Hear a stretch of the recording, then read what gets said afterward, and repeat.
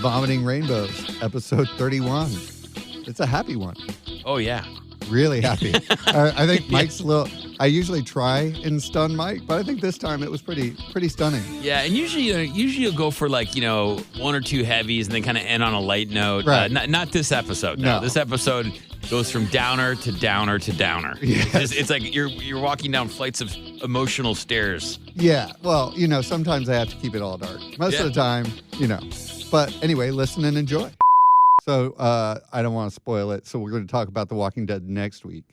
I don't mind the spoiler. This is the thing. What is it? Is it the 57th season of The Walking Dead? Yeah. I mean, I kind of get what's going to happen. Right. Negan is going to most likely get killed or tortured, or you think he's going to, and then all of a sudden his bat has super spiritual powers that it starts swinging by itself. Mm-hmm. I think at this point it's okay to talk about the finale of The Walking Dead, even though I haven't seen it because I watched it anyway. But I'm not going to be the one to ruin it for you. Really? Is it that good? Is there that big of a twist? Yeah. Really? Yeah. Okay. I mean, it was one where I was watching it with a friend who didn't see it. Yeah. Or doesn't watch The Walking Dead, and they were like, I don't get what's going on, and I'm like, this is fucking crazy. Okay. So, I think you should close your ears. La, la, la, la, la, la. Okay. Yeah, but there's got to be a gigantic melee in it. Like, it's got to be like... I'm not going to say. Okay, all right. I mean, it is The Walking Dead, and they tend to kill a lot of things. Yeah. All the time. Yes. So, anyway, this is episode 31 of Vomiting Rainbows, a darker news podcast, and sometimes we talk about things that Mike hasn't watched. Yes, exactly. It's fascinating. Everyone loves to listen to a guy not knowing what's going on. Like, right. Yeah, I haven't watched that. I actually did that for a living. I would sit there on a radio show for many, many years, and people would talk about TV shows that I'd never watched. Right. It's like, whatever. Whatever. Yeah. You read a summary online beforehand? Well, I did. That's exactly what I did. But there's a good reason why I don't watch a ton of TV. I might, 2, 3, 4 shows maybe. I like movies. But I did a lot of volunteering with the elderly when I was younger. Right. And whether you realize it or not, probably by the time, if you're lucky enough to live to like 75, 80, chances are you're going to sit on your ass on a couch watching TV. So I've never seen Friends. Oh, wow. I've never seen Seinfeld. What? I've never watched a full episode of either of those. Wow. And I just figured, and everyone's like, oh, they're so great. I can't believe it. And you know what? I watch them when I get old and I can't do anything else. Yeah, you probably have 3 years of sitting and watching because there's a lot of episodes of both of those. Yeah, and they say they're both really funny shows, so that's something to look forward to. Yeah, but by then you'll just there'll be hologram television, and shit like that. You'll be like, why would I watch this? This is totally. stupid. Well, what's always so funny is it'll be like the color. Remember when they took black and white and colorified them? Yeah, exactly. Yeah, it'll be like that. It'll be like a really bad hologram. I do know Seinfeld has to have been a genius show. Because anytime, if I'm in a group of 5 people and something really funny happened to me and I'll start telling a story about it, they'll be like, oh, it's like that episode of Seinfeld. Right. And I'm like, I don't know. No, this is actually like an episode of my life. Right. But apparently, they used a lot of real life situations in the show. Yeah. That created quite the laughter. So, yeah. So anyway, enough about me not watching TV. Well, yeah, I mean, that's all. At least I have a reason. Right. Well, that's the whole premise of all these shows. Most of the shows out there, they're just that's what people can relate to, the kind of that boring, day-to-day stuff. But when it gets crazy weird. Yeah. And that's Curb Your Enthusiasm, that kind of. Yeah. It's like this podcast. It gets crazy weird quickly. It does get crazy weird. Speaking of that crazy weird, nothing about the stories that I'm going to tell you about. That's kind of the premise of our podcast. And then it's just like what you're talking about. You just don't know what's going on, and then you just kind of fall into it. What a great premise for a show. Oh, we talked to a guy that has no idea what's going on. It's perfect. It's just like real life. Yes, exactly. So the first thing we're going to talk about is Texas, because we're going to talk about Argentina. Argentina? Yeah. Right there was Paula Romano, 34, was playing an S&M game with her boyfriend, Julio. He's 62, in July of 2014. So she's 32, he's 64. Right. And they're playing an S&M game. Yeah. Okay. He was tied up, He had a rope around his neck. Mm-hmm. And while he was unable to move, she decided to stab him 24 times. Not good. That's not part of the game, is it? No. Okay. If it was a game, he lost. Yeah. And he was found dead by his son, and he was horrified because it was in his own house. So you got to be careful with that stuff, man. I remember, handcuffs and stuff like that. Like, it's kind of fun, but it's like at the same time, there's another level of trust that goes into that type of play, if you will. Right. I can totally did you have an experience where you were? I was never stabbed, no, but I'm just saying, like with handcuffs and stuff like that, like, there is definitely something that makes you a little nervous. A little vulnerable. Yeah, a little more vulnerable, if you will. Right. But yeah, man, that's, that sucks. What a way to go out. Yeah, not good. And with somebody that you think loves you. Yeah, well, yeah. Yeah. So the couple had started their relationship around 2003. So this is like a pretty long relationship. She was a waitress at his bar. She told the court that she denied taking part in any of the sex at all or the sex games that were going on, but she was in the house.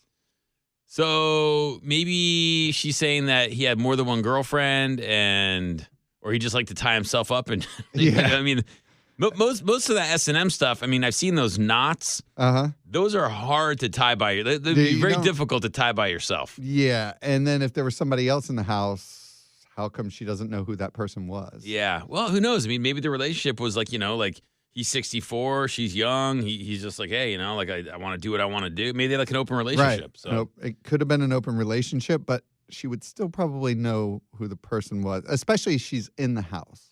Yeah, and all that tying and stuff like that takes up a lot of time. You need supplies. Yeah. You know what I'm talking about? Like that. Like that's not just like, hey, come in through the back door and you'll be done in 3 or 4 minutes and then go about your day. That's like, you're gonna tie me up, you're gonna spank me, you're gonna tickle me with a tickle feather. Like that takes equipment, that takes planning. You know what I mean? You got to have a place to store that stuff in your closet. Right. It's like it's a lot of accessories. She told the court that she loved Julio and just doesn't understand what happened at all. But this seems like it'd be a pretty simple case to solve if she's guilty, right? I mean, there's knife wounds. There's got to be a weapon. I'm sure they can do all kinds of. I've seen CSI like a half an episode, enough to know that they can figure this kind of stuff out. Puncture wounds and stuff. I saw Dexter. The really weird thing is that she fled to Buenos Aires immediately after the attack and deposited $20,000 in her account. Well, this is the thing. That is suspect behavior, but at the same time, I've never come across a dead body. And maybe she's like, people are going to think this is me. I need to get out of here. I'm going to take this cash and make a run for it. It makes you look guilty, but, it's possible that people freak out. They panic. They do stupid things. Right. It's definitely a little suspicious. Yeah. Well, and $20,000 was missing from his house. So. Yeah, she took the money and freaked out. So there is the possibility that she freaked out and took the money, but this is the thing, though. More likely is that she wanted the money and fucking killed him. For $20,000, I mean that's kind of short-sighted, right? I mean it is 2017. I don't know the economics of Argentina, but is that enough money to like be set for life in Argentina? I mean it might be. No, I don't know. I don't think so. Yeah, so I mean like my point is like it seems actually like a little. It was 20,000 ARS, which is about $2,000. So if this guy has a bar, it's $2,000. Yeah, it's not. This much. guy has a bar, employs her as a waitress. It seems like the long-term goal for security would be to keep this guy around. So number one, you have a job. And number two, you're not facing a murder rap. But clearly, when people commit crimes like this, they're not thinking logically like we are. Well, let's go to the doctors because what the doctors said is that she was addicted to sex and had been diagnosed with sex-related behavior disorder. Her doctors also said that she experienced extreme rage attacks and had the uncontrollable impulse to be unfaithful and sometimes experience disgust and rejection when having sex. How do people that are addicted to sex like that, how do they get treatment for that? Like they just wean off sex or like what? you have any idea? Are you No, I have no idea. That's pretty intense, right? You go to a doctor for that. Like, you're a sex addict. You're a sex crazed maniac woman. Right. You know, and then that's it. They just tell her that. You know what I mean? Like, they make her wear a chastity belt. Like, how do they? Sure there's like psychological things, drugs.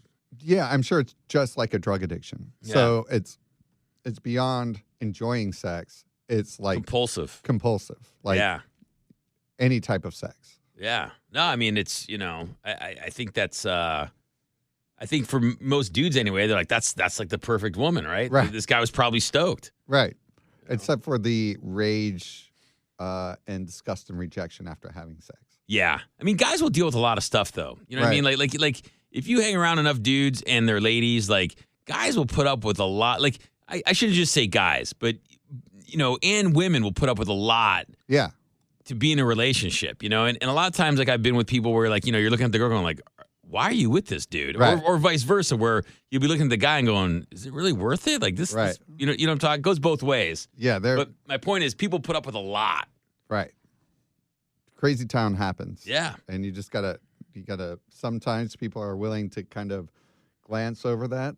But then, yeah, I mean, if a chick messes with your car, it's over, right? Is that still like a guy rule that people abide by? Yeah. Like, well, that or cut up your clothes and shit like that. Yeah, boil your bunny, things like that. Yeah, it's just leading to getting stabbed, right? Yeah, it's not going to be a good scenario. Yeah. Who do you think's? I know this is a tough question to answer, but do you think there are crazier girls or crazier dudes? I would say in general, crazier dudes. But when you find a crazy chick, it's almost they might be crazier than the craziest dude. But there's more crazy dudes. I feel like they're more crazy dudes, but a crazy dude tends to be violent, and a crazy chick seems to not usually use violence as much. Yeah, it's weird because when I think about the crazy dude in a relationship or the crazy chick in a relationship, I'd much rather like face off in a toe-to-toe fight with the crazy dude. Like the crazy chick, like you just never know where they're going to come from. You know what I mean? Like you just don't know where they're going to. It's like are they going to attack you psychologically? Are they going to attack? Like, you know what I mean? A dude's probably just going to run at you with a weapon or something. Right. You know what I mean? Yeah. But girls are way smarter and way more calculating and way more just intuitive, I think. You know what I mean? So if they want to mess with you, like they're just they're going to come at you in like multiple angles. Well, remember we did a story on a woman who broke up with this guy, and she found out that her former boyfriend was now seeing another girl who was pregnant. Yeah. And she posted on Craigslist that girl was waiting at her house and wanted a rape fantasy. So just come on in or break into the door. That was crazy. It was like that's like next level, right? There's a lot of thought put into that. There's a lot of thought and a lot of demented thought. Yeah, like exactly. It wasn't like she wanted her dead. She wanted her like humiliated. Yeah, crazy. It's not good. So what's the bottom line on this story, Doug? So the end of this story is the 34-year-old got sentenced to life in prison, and so she's guilty. This isn't even quite. Okay. No, she's guilty. I was trying to give her like the benefit of the doubt. No, they basically said that no matter after a 15-month investigation, which largely had to do with social media, it pointed directly at her. Yeah.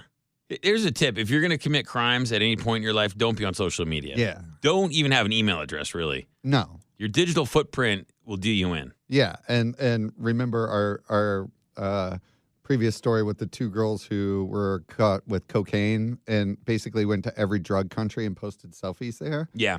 That not a good idea. Not a good idea. It's like leaving breadcrumbs for the cops. Exactly. You don't want to do that, especially with $20 million of cocaine in your luggage. Not a good idea. So the next story, which I had confused earlier, was the Texas story. Yes. And this Texas, is baby. Texas. Have you gone to Texas? I spent a lot of time in Texas. I was going to say. Yeah, I like Texas. Did you go? Have you gone to South by? No, I've never been to Austin. It's the only I've been to. Let's see. I've been to Houston. I've been to Amarillo. I've been to San Antonio. I've been to Corpus Christi. I've been to Dallas. Did you see the Alamo? I did see the Alamo. It was awesome. Have you ever been there? No. It's awesome. Yeah, if you ever go to San Antonio, definitely go see the Alamo. They have a thing there called the River Walk, which is super cool. I wish the Raiders would have moved to San Antonio, to be honest with you. But yeah, it's cool, man. And then down in Corpus Christi is kind of it's a weird little place, like abandoned. Right. Like an abandoned coastal city. Like really? Yeah, it's like there's nothing open there. I don't know what happened. I don't know if the water got poisoned or just like the oil industry there like dried up. But it's like kind of like this like beach community with all these like killer houses right on the Gulf, and it's like there's no like you go downtown, there's like one store open and a bar, like one bar. Whoa! All the restaurants are closed. It's like it's just weird. It's a very odd. And it's funny because I ask all these people, and I'm like, what happened to Corpus Christi? And no one has an answer. It's like a city that's just kind of collapsed. Was it? Is this something really recent, or like did it have something to do with the oil spill? Maybe the hurricane or the oil spill. Yeah. I don't know. Perhaps. I mean, I swam in the Gulf. This is probably about 2-3 years ago. You twitch a little, but it's not fine. really. No, I mean, it was. I thought it was cool, but it's always interesting when you travel the United States and you go into these different cities and towns and all the infrastructure's there, but there's just no population. It's like they're a ghost town, and living in the Bay Area, you're always like, wow, like. If this was, a half hour from San Francisco, it would be so jumping. But it's just, for whatever reason, it's not. Have you? Kind of like Vallejo. If you've ever been downtown Vallejo, like it's like, why? Where's everybody? Well, have you ever been to the Salton Sea? No. Yeah, that's another place. It was a huge resort town during the 1950s, like the Vegas of California, and I guess they caused this natural disaster with fresh water. Huh. And then all the fish just started. Is it? Yeah, they just started dying on the shores. It smelled like dead fish everywhere. There were flies everywhere, and everything shut down. Yeah. So it's just like all these huge hotels. It's like what happened to San Francisco, like when this .com bust. Like, remember when the 90s one kind of busted, and all of a sudden the city was empty, and people weren't moving here anymore. And for about 2 or 3 years, it was like, oh, we got the city back. Awesome. There was like 18 acres of office space available. Seriously. It was crazy. It was. Yeah. So it all goes in cycles. So anyway, in Texas, this is McKinney, Texas, which is outside of Dallas. This doctor, Dr. Ozuma, he's a sports doctor. He was treating a woman who needed a shot in her hip for a physical disability. So they're not sure what the disability. Doesn't say the woman's name. To get this, with her husband in the room, he decided he shot her in the hip, and then apparently her pants were down just a bit, and he stuck his fingers in her vagina. With the husband in the room? With the husband in the room. Was there a medical reason to do that? I mean, is that... So he said he was doing that to move the fluid around from the shot. The shot's in her hip. Yeah, I mean, I'm not a doctor. That sounds skeptical. I mean, if I was in a room and a dude did that, that would be. I don't know. Her husband. Crazy. Her husband didn't see this going on. He was behind her, and he asked the doctor. Then, after giving her the injection and assaulting her, then told her to download an app on her phone so he could check her progress with her. Injection to make sure everything was going okay. Are you sure this was a real doctor? I mean, you hear the stories about creepy people. He's actually a board certified doctor. Real legit. But you know what I mean? Like you hear people kind of faking like they're in the medical community so they can do things like this. But this guy's a real doctor. Okay. Real doctor, real practice, and actually could perform surgery at the local hospital. So he was like a surgeon. He told her, he started texting her about what her favorite part of the visit was. Oh, my God. What a creep, dude. Yeah. That's so creepy. Very creepy. She said that... this is the thing I don't understand is so he does this to this woman. How does this guy even get out of the room with the husband in it? Doesn't she like, dude, stop grabbing my junk? And doesn't, and then the husband goes, what? And I'm sure she was just shocked. Yeah. I guess that would be an explanation. But I mean, if someone does that to you, I mean, don't you say something like, dude, what are you doing? Why are you doing that? Maybe he's a gynecologist. Maybe there's a reason for that. Maybe he could explain I need to whatever. But obviously, if he's following up with dirty texts, I mean, this guy's crossed all professional and Yeah. human decency lines right here. Well, the other thing is she responded with when he asked about her favorite part of the visit. She said not receiving a script, like a prescription. Yeah. That sounded weird. Huh. That's a weird response to that to me. It sounded a little junky. Yeah. But anyway, regardless of that. Well, maybe they didn't have like being assaulted by the doctor as an option. Like, you know what I mean? On the pull down? Yeah. She deleted her app, and he apparently continued to text her because they saw those accruing, the police did, and telling her to book a return visit. After seeing Azuma, she got a second opinion from another doctor, and the doctor said, under no circumstance should anyone be required to do anything other than the shot location, and absolutely never to penetrate the vagina. Yeah, and that's according to the police. Well, and think about how many times this doctor's done that to people, right? Oh, exactly. Creepy. So she, of course, filed charges. Another woman heard about her filing charges and immediately came forward. There could be women listening to this right now going, what the? Wait a second. Like, that happened to me too. Mm-hmm. They're not supposed to do that? Yeah. Yeah, file charges. Yeah. Creeps. Well, this other woman said that she was getting a shot from Dr. Creepo. And she said her first 2 meetings, she found him extremely rude. He was just apparently terrible. She almost didn't go for her third appointment, but on her third appointment, he apparently was very, very charming. So you know what this means. Bow, chicka, bow, yeah, bow. I mean, usually if someone's like a dick twice, like you really give them that third chance. I mean, No. this is the thing. It's okay if you're a doctor and you're a jerk to people, okay? But you also, as a patient, if you go in and hang out with a doctor and they're a jerk to you, like there's other doctors. Like you have a choice in your healthcare. Like you don't need to sit there. Like, if you're a normal doctor you don't like or you don't feel comfortable with, go find another doctor.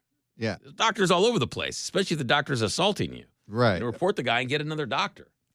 Absolutely. When you're given that little gown, the little gown that you're supposed to wear. So she was given that gown. Does it open in the front or back, Doug? These were little like paper shorts, she said, and a paper gown, probably in the back. Okay. So he apparently rubbed her legs while she was getting undressed. Told her to get undressed and was like rubbing her leg. Yeah. He left the room. But before leaving the room, she felt something poking her in the genitals and said it was him. She initially thought it was a sonogram machine, but it was him. Yeah. That's creepy. This is all creepy. At that point... so she went back to this doctor? No. Or this is another woman, sorry. That is another woman. Okay. So then the police said he left the room, and when he returned, she asked her to roll on her side and lift her leg, and when she did that, he started rubbing her groin. Yeah. At that point, she got very uncomfortable, sat up. He left the room, at which point she dressed. The nurse tried to stop her for another appointment, and she said no, and she fled. Yeah, that's what you do. So what's up with this doctor? They're still looking into it. It's under investigation. So this was Dr. Gropey, man. Yeah, Dr. Cool. Yeah, Dr. Gropey Creepy. Yeah. Like it's very like. Where's this? This is in Texas? Yeah. Huh. So don't go to a doctor in Texas and get a shot. I'm sure there's good doctors in Texas, dude. Well, definitely don't go to Azumba. Dr. Azumba. Crazy. Yeah, that guy's not good. Or McKinney, Texas, wherever that facility is that let this guy go on with it. It was called the Orthopedic Sports Medicine group in McKinney. I've been to like orthopedic, like I've had like pain in my hip and they give you a shot, but they never, diddling. Didn't grope you? No diddling. No. No diddling. No, it should never happen. Just shouldn't happen. And then the next story that we're going to talk about is, neighbors and kind of like local ordinance and things of that nature. Sure. Have you ever had like a dispute with your neighbor? I'm trying to think. Not as far as like a homeowners association goes or anything. I remember I had an old 65 El Camino, and one of my neighbors kept calling the tow people to report it. They kept reporting it as an abandoned vehicle, and it kept like, if this doesn't get moved, it's going to get towed in 72 hours. Well, the problem was that it's San Francisco parking, right? Right. So I'd always park in the same place, but like I would have the car out all day, right, park it in the same place. So it, like, to the cop, it probably looked like it hadn't moved. Right. So well, don't they check your tires so that they know if it moved or not? They just put a big red sticker on it, and so I'd leave a note like, dude, this is not an abandoned car, but then, 3 weeks would go by and then another red sticker would be on it, and I think one day I just screamed out like for maybe like 20 minutes, like, who put, get out here, like, let's talk about this. Right. Don't be you know what I mean? And right. No one came out of their houses. They were probably petrified of me. Yeah. But all I want to do is like, dude, like, what, stop doing this. Right. This is an abandoned car. And did it stop after that? Yeah. Okay. Yeah. So whoever was home heard me and was like, Jesus. Yeah, I better not. Yeah, that guy's crazy. If this happens again, bad things might happen. Yeah. But nothing like with like an ordinance or like, I put like an American flag up and someone's like, you can't put that flag, nothing like that. That's probably the biggest dispute I've ever gotten with a neighbor that I can recall or legally want to talk about. Legally want to talk about. Yeah. There may have been a few others. I like that one. Yeah. Your back porch, the porch issue. I'm sure there's all kinds of stuff. Yeah. Yeah. So anyway, there's this guy in Salem, New Hampshire. He built his house in the early 1950s. His name was Charles Hill, and he had a wife, Alice. The police came over to his house because his neighbors said that they were having a dispute with him over stacking of wood on their property line. Not a big deal. The police went to go knock on his door, but the fire department was called because they said they smelled a strong odor of gas. And so they didn't want to go into the house. They also noticed a person inside that was downstairs leaning against the wall who was unresponsive. So they called the fire department. By the time the fire department got there, and 8 houses were evacuated, the roof of the house blew off, blowing the entire house of the roof like Saigon. Oh, wow. Yeah. I mean, massive explosion. Yeah. It broke several windows in neighboring houses. And all of a sudden, the neighbors reported shots. So the SWAT team moved in. Yeah. So this guy blew up. He had a dispute, and so he blew up his own house? So what happened was they feel like the explosion was intentional. And the reason they think that is because when they went through the yard, they found booby traps everywhere. They also found like bombs through the yard, boards, like landmines and stuff? Boards with nails in them. Yeah. The house was also booby trapped, so they couldn't go in to see who the person was on the ground. Charles was kind of described by his neighbors as super friendly, nice and quiet. Just like to booby trap his house. Yeah. Are they saying he did this all because of the dispute about the logs on the fence line? No. So this was the article that I read from the Daily Mail. I went to the local paper and found out that just a couple of hours ago, like 2 hours ago, they did another report, and it turns out right before the dispute with the logs and the police were coming over, the city had just called him and told him that they were seizing his house because of tax evasion. Okay. So this was So it was kind of one of those things where he's like, you know what? I'm caught. I'm done.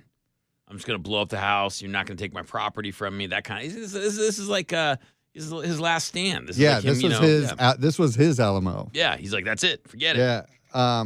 His house had been condemned by the state in July of 2015 because it was considered a health hazard. When the city came in to do a wellness check on him. How old was this dude? he was like in his late 70s. Hmm. When they did a wellness check on him, they said there were multiple instances of raw sewage around the house. Yeah. Urine Well, and feces. you get old and maybe, you don't have an income and your plumbing breaks, you can't fix it. Right? That's not uncommon for people to have a lot of house issues that they can't afford to fix. It sounded a little weirder than that. They Yeah. also said that the neighbors had reported him walking around his property with guns. Yeah. That's they said it was a little distressing, but they said that all of this had kind of precipitated when his wife passed away. Mm. So There's no happy ending to the story, is there, Doug? no, it even gets. After they were able to clear the house, they were able to find the body. The body had a self-inflicted gunshot wound to the head. And they think that he had set some sort of timer, hoping that the cops instigated this kind of action and threaten the neighbor so that the police would come and that they would be blown up by the house. Wow. Man. After he killed himself. Yeah.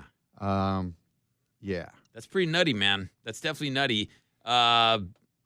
I guess that's one thing to do when you're retired, but it's a sad story, man. I think the thing that was really heartbreaking about the whole thing. I think it's sad because I can relate to. I got guns. I could see myself trying to take a stand against the man one final time when I'm old and feeble and weak, and I don't know.